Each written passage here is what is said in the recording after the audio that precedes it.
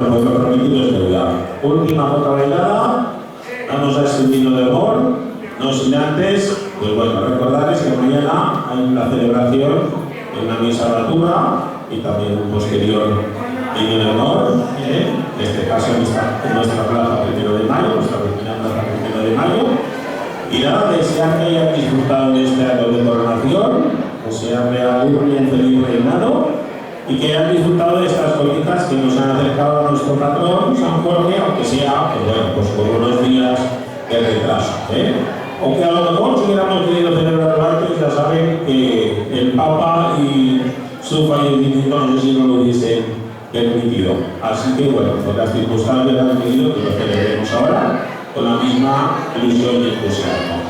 Bueno, pues esta última jota bailada y nada más, decirles que viva Aragón, que viva nuestra jota, que viva nuestros entrenadores y que viva nuestra reina.